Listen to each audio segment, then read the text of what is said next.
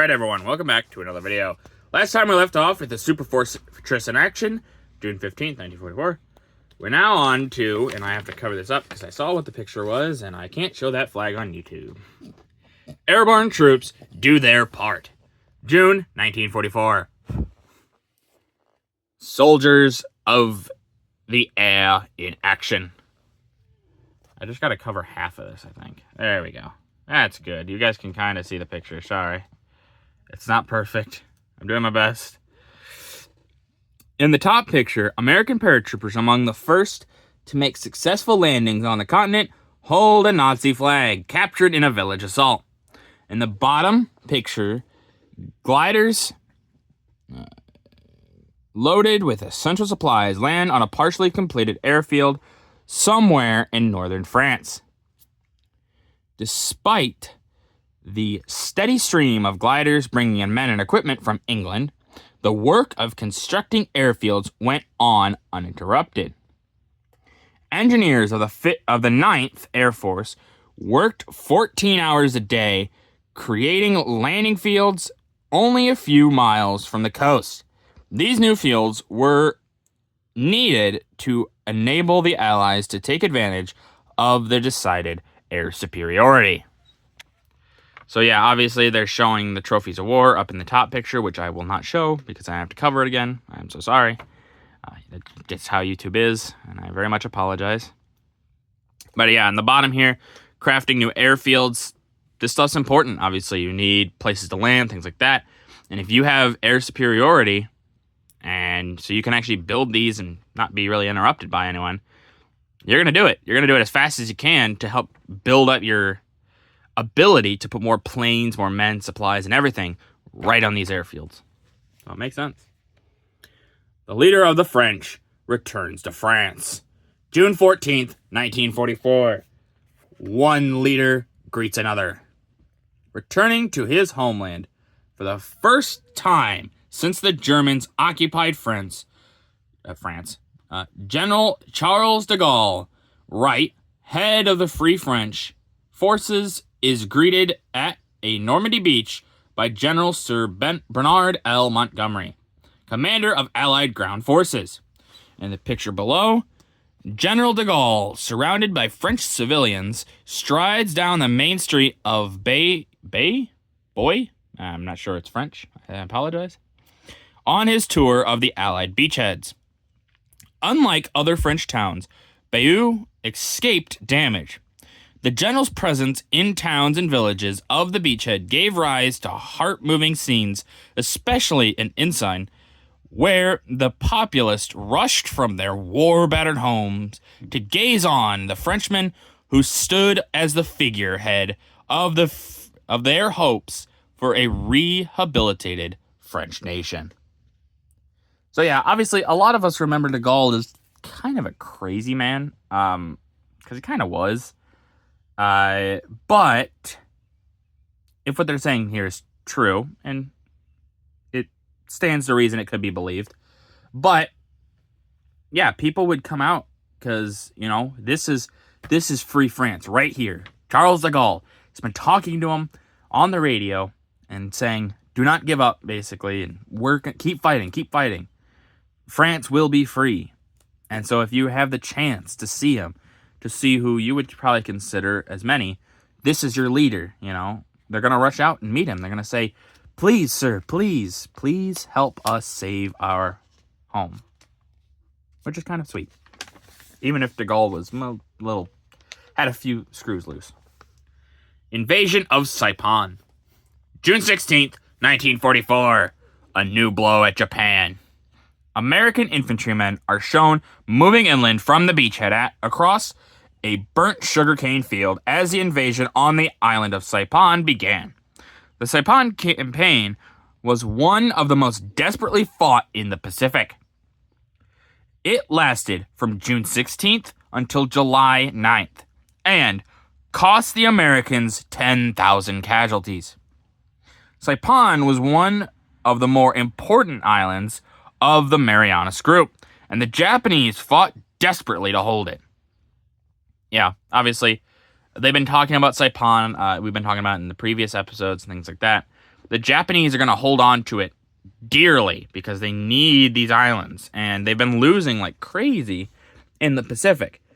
And so you're going to see more and more hardcore fighting in certain areas because they think we got to hold this, even if it means throwing everything at it, which obviously we know they won't be able to hold it, but that is their thought, is to hold it. French flowers for a dead American. June 17th, 1944. Honor for the dead. A French peasant says a prayer as he places a flower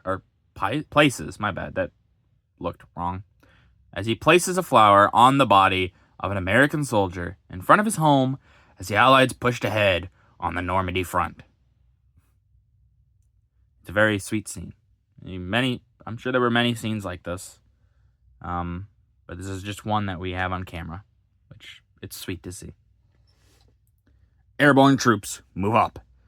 U.S. airborne infantrymen passing through a liberated French village on their way to try to establish contact with the fast-retreating forces of General Rommel.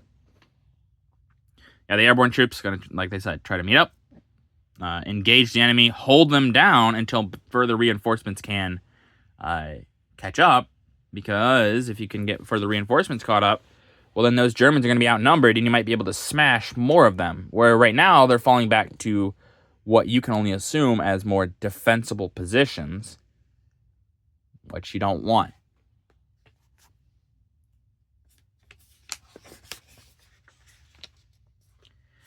Navy men study a Nazi Beetle. June 17th, 1944. Seeing what makes it tick. Undertaking a wartime pursuit of entomology, U.S. Navy men take apart a Nazi Beetle, a miniature tank loaded with explosives, to see what makes it tick. First used at Anzio, the robot vehicles were sent forward against Allied lines with a mechanism timing them to be exploded at a distance. Allied marksmen in most cases picked off the Beetles while they were still too distant to do too much damage.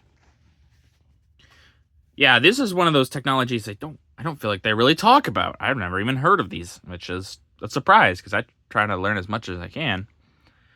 But yeah, these little motorized tanks.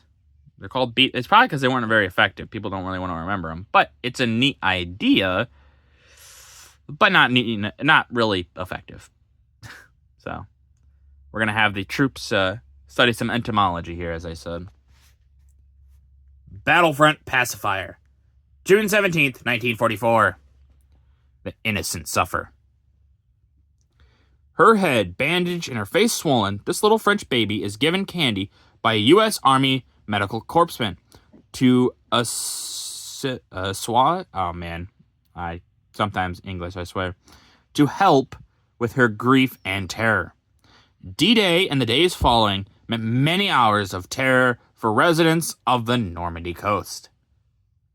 Yeah, there's many stories of this, American troops coming and giving candy to kids, saying, hey, it's going to be okay. Here's some candy, you know? And yeah, obviously, it's not a cure-all, but it does help a kid. Kids are a little bit more simple, you could say, in some regards. And so this might have helped ease her worries. At a village pump in Normandy. June 1944. Peaceful scene after the Allies came. Typical of many villages in Normandy right after the American occupation is this view of the village square and one of the communities liberated in the Allied advance. Two neatly dressed girls fill their giant water pitchers at the village pump, while U.S. soldiers look over, there's quotes there, as they keep a vigil against snipers. So yeah, these women just doing what they normally do. And yeah, the American soldiers are like, hey, this is pretty cool. Glad we're at least... They're probably feeling a little bit better than just sitting out in the middle of nowhere. Or being in Italy where they felt like they weren't making any progress. Here they feel like, well, we're actually maybe making some progress. And it seems like the people are really glad to have them. Traffic is heavy in the channel. June 1944. Reinforcements for the beachhead. As thousands of Allied naval craft ferry to and from the beachhead in northern France, a B-26 Marauder of the U.S. Army 9th Air Force took this picture while en route to bomb railroad yards at Avranches, France. One of the reasons for the early success of the invasion was the fact the Allies had complete control of the water from England to France. Recognition of the importance of control of the sea was one of the things that Hitler overlooked. And they're not wrong there. Hitler kind of overlooks the sea. The Kriegsmarine doesn't do very well at the beginning of the war, and so he just scraps it more or less. They don't really do very much. But like, the Kriegsmarine is kind of important. Naval power is kind of what helps win these wars. So maybe if they would have put more into sea power, maybe, but maybe not. Who's to say? But with that, that's going to do it for this video. If you guys liked the video, leave a like. If you didn't, leave a comment. Tell me what I can improve on. I always appreciate your feedback. And as always, subscribe. It really does help out the channel. Thank you.